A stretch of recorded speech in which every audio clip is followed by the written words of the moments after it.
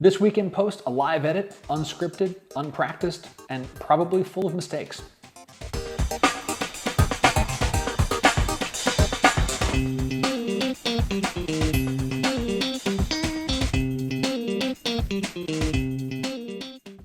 Hi everyone, I'm Scott Davenport, and welcome to In Post.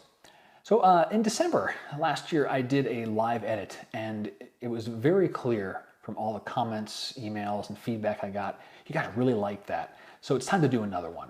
So this may end up being a little more rambling than some of my other videos and maybe a little longer, but that is because it is unscripted, it is unpracticed, and I haven't done the processing on this photo yet. But it should give you some insights into some of the thought processes that I go through when I'm processing something. We may take some wrong turns along the way, but hopefully when we emerge at the other side, we'll have learned something that will help us in the future with our photography, and fingers crossed, come away with a decent image too. So let's get to it. So here's the concept. I took this shot of this lone gray rock, and I was trying to time it to get the foam of the ocean coming through. Didn't quite time everything. I liked the timing on this last one here. I'll zoom in on that one. This one's cool. I like all these fissures, and this is what I was after, these foam in and around the rocks, but it's very underexposed. This one, I like this really nice wash of the foam, and this one I like the color of the stones and everything is in place.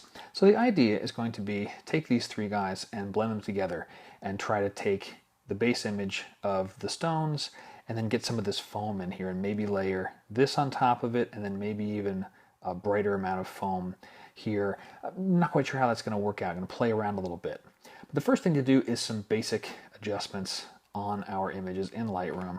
So we pop over in the Develop module, and let's see, close that up. We'll start off lens corrections, make sure those are on. Excellent. Into the basic panel. This is a little bit underexposed, but not much. There's not a lot of white here. It's really going to be this hot spot here. Turn the J key on, off. Okay, we're not clipping anything. I'm going to keep the exposure as is. Let's see, neutral gray. This is actually pretty good for neutral gray. Warming it up a little bit. That's about right. These are the colors of these stones, especially these oranges here. So that's cool. I'm going to take that. I'm not going to shift the exposure up. I'm going to more play with whites and blacks. So option click, drag the whites to the right, and so I see a little bit of clipping, and we'll back that off. Get some shadows in here with the darks, and I like to have shadows in my photo. Highlights, let me play with this a little bit, and I'm mainly watching this rock while I'm adjusting highlights because that's where the highlights are. Just pull that down some. Shadows, I'm not going to do too much there, maybe just a little bit. And let's see, I haven't done anything contrast and clarity. Let me do a little bit of contrast. V key, I like to do contrast in black and white, just a little bit. I'm not going to go overboard here just yet. And the same thing for clarity, just a touch for now. I'll leave more of that stylization until I'm in the photo suite. The photo suite. Old habits die hard. Photo 10 on one photo. Okay, so let's see. That's this image. That looks pretty cool. And a good basic start here. Let me arrow over to the next image. I'm going to try previous and see what happens here. I'm expecting a lot of things to get blown out. Doesn't look terrible, and actually it doesn't look terrible at all. I'm surprised. Let me check that again. Backslash. Actually, that's pretty darn good. Yeah, I'm going to be happy with that. Let me move back and forth. And what I'm doing is I'm watching the colors and tones of the rocks that don't change. Whoops, one too far. Here, here, that looks good. Now let's try the third one. Again, I'll do a previous. Now that's going to work somewhat. We're going to get the white balance is good, but this is very underexposed. So this was a half a second. This one was 2 seconds. And then this base one was 2.5, so I'm at least a stop or two underexposed here. So with this third image, let me bring up the exposure some. Let me start at a little more than a stop there. And let me just check this back and forth here. I'm certainly still brighter on the other one. And that's okay. I think that's going to lend itself to how I'm going to blend these images. So it might actually, I'm going to keep this a little bit darker. maybe just at a 0.8. And the reason for that is how I'm going to blend. And so if this doesn't work out, I'll have to pop back into Lightroom and fix this up. But that's good enough for basic adjustments. G key to go back to the grid. I'm going to select all 3 of these and send them over into layers. Plug in extras and openness layers now 110, and we'll pop back into layers and we'll see you on the other side. So our 3 images are in a single document in layers, and the way they got stacked up is I've got this big foamy one on the top. I'm going to turn that off. Our next one in the middle that has the nice, weaving of the water through the rocks. Turn that one off. And then the base image on the bottom here. So the idea I had is that with these 2 layers, the foam here, which is predominantly brights, this is just whites, and then the stones underneath, I can change the blending mode of this to the lighten mode, and that kind of looks funny. This I'm losing some sheen here. If I turn that off and on, actually this part doesn't look so bad, but I'm losing the sheen off the rocks, and some odd rocks are coming in from the bottom. Like this one is on the lower layer is brighter than what's on the top layer, and so that's showing through. So that is not going to work. Okay, so lighten blending mode is not going to work. I can try a luminosity mask. Let's see about that. So mask, let's create a luminosity mask. Okay, better. What if I inverted that? Invert gives me the exact opposite of what I want, sure. That's better. I'm still having some things appear here, but I'm losing the shine off of these stones here, and that I don't want. That's a problem. So what else can I try here? I can also try taking the mask from this image, which is very, very bright. So almost all of this area is white. So there's a very big separation between light and dark. Let me copy the luminosity of this layer as a mask. Turn that off. I'll apply that a mask here, and that should effectively give me a very basic and strong gradation. Paste that. What does that look like? That's better. I'm getting less of the strange artifacting from the rocks. So let me turn that off and on. This area is still dull. This area looks better because it's almost a pure mask across the top here. I probably could easily accomplish this just using a gradient. And as a matter of fact, I think I'm just going to try that. So mask, reset that mask. Yeah, all we're seeing is a change here. So I want to get these brighter rocks to come through, and I just want a nice gradation. So we'll just grab a masking bug. The shape is gradient. I'll click it somewhere around there, and then we'll start working. And I'm going to want to rotate that around like that, and then start to feather it out. Now, my subject was ultimately this gray stone right there. So I need to be aware of that as I'm doing the blending to make sure I don't lose it too much. And if I do, I can always just grab the masking brush and bring it back a little bit. So something like that looks better. I'm getting these brighter stones. And as I'm working through this, my brain is thinking, you might have been able to accomplish that with a single shot, Scott. You may have just brought up the exposure a little more. But I will say that the sheen on the rocks from the first photo I took was better. Now, brushing through down to the bottom layer at full strength is way too much. That looks like our full strength rock there, but if I try to punch through, it just doesn't blend well. So let me undo the mask there. Maybe at just a touch of opacity. So I'm going to bring this brush strength down really, really low. Brush a little bit bigger, feather a little bit bigger, and just give that a touch extra of masking this to have that come through. I'm going to make that sweep one more time, do that a little more carefully here. Just circling through. Something like that. Let's see now. So that was before, that's after. That's pretty good. I'm kind of happy with that. Now for this last image, which has got a whole bunch of foam up here, that might be interesting to bring some of that in. I do like these fissures here. Let's just start, it looks like I played with lighten there too, or maybe it carried over. I'll switch that back to normal. Is that adding any, like, any thing helping here? Any kind of stuff I'm feeling? Maybe 15%. And I'm gonna try another bug farther up on the gradation here. So rotating that around. So I'm adding a little bit of extra mistiness up here. And I'm really just experimenting at this point. I don't have a preconceived notion if this is going to work. Is it not going to work? I'm really not sure. Let's just see what that adds to the mix.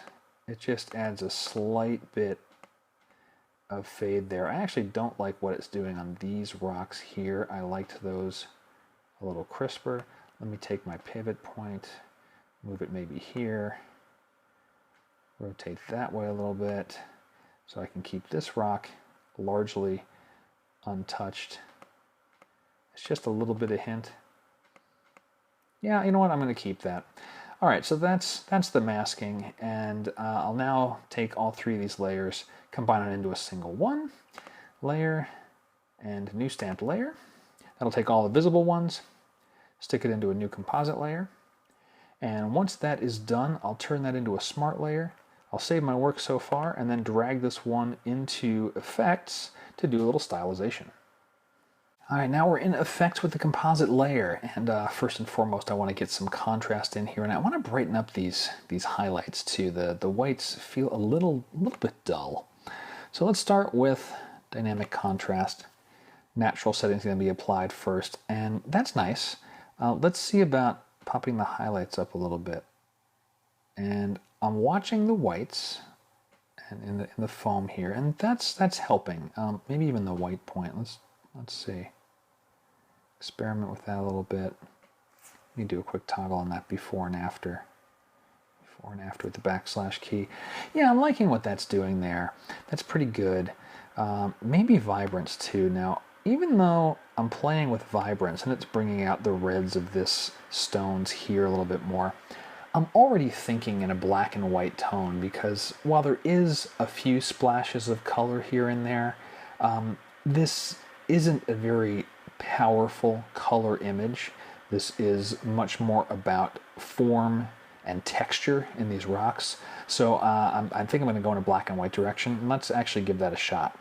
We'll go into here, grab a black and white filter, and see what that's going to drop down for us. And that made things quite green as I look at it here. Let's pop open color response. We'll do an auto on that. It's a little better, brought some of that back in there. Still feel like there's a greenish cast.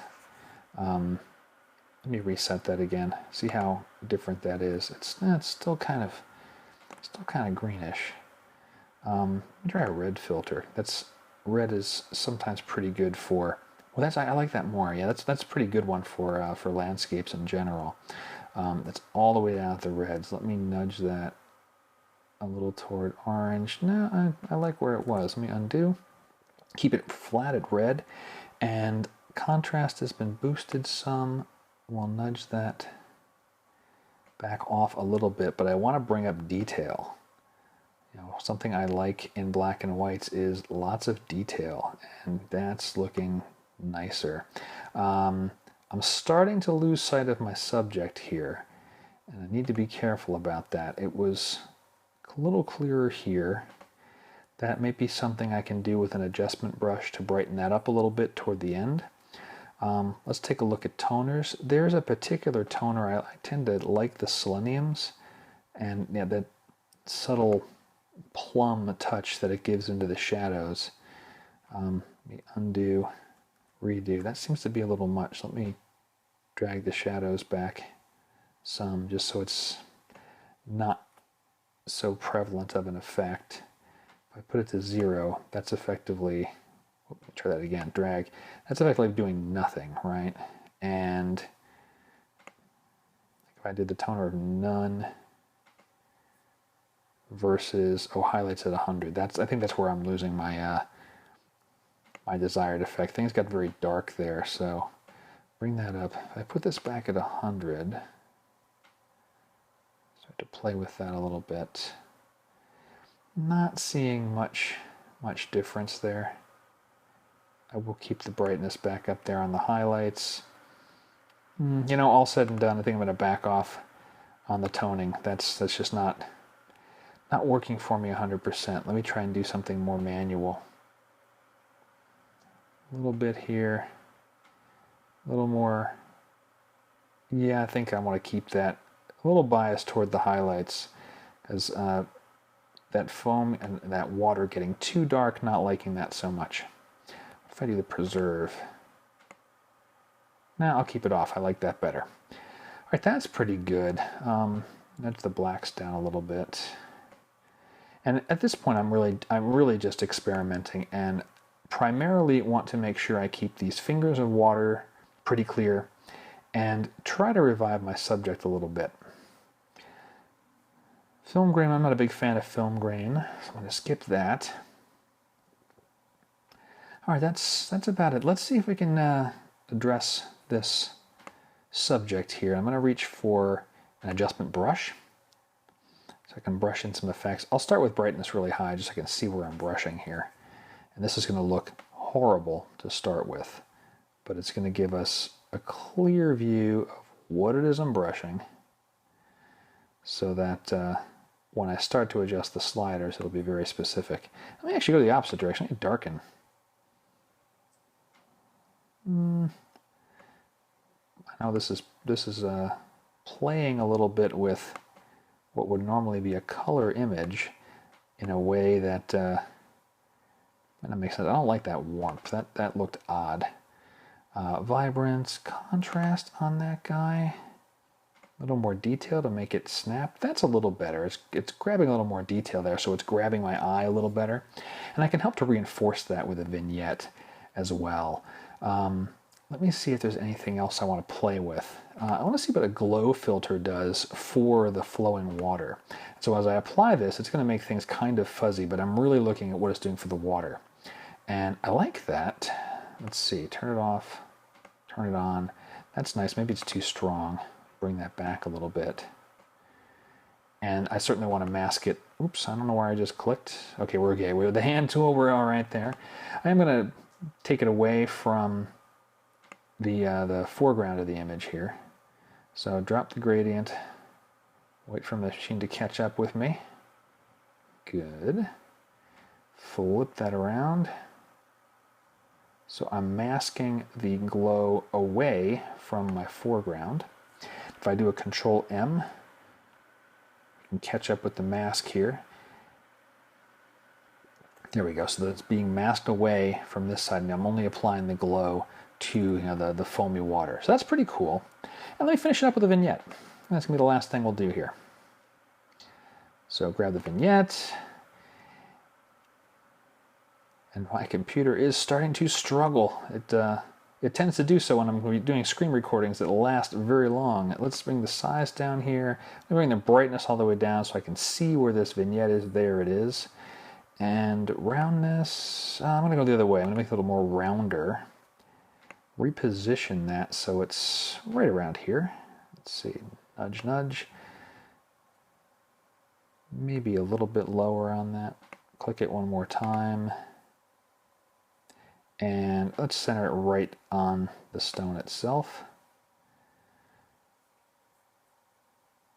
Let's try that again. I may have misclicked. Okay, I'm active now. There we go. So now I've got my crosshair. There we go. And I'll hold the mouse button down so I can position that. That looks good. We'll do that.